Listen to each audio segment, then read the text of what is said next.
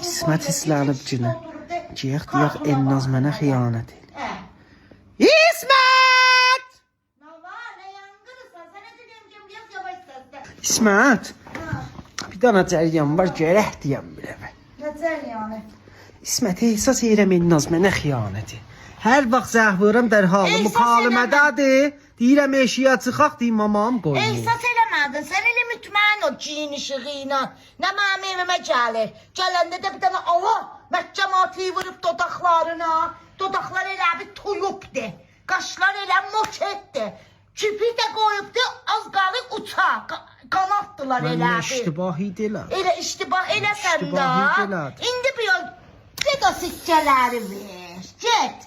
Bir dana sikkə ver. Adamca ha, böyüyün sözünə baxmadı, öz başına getdi. Anacı, sənə deyim ki, dağalaq sən deyil istəmirəm. Arvad elə, alaba, başıma daş kessin var. Get, get.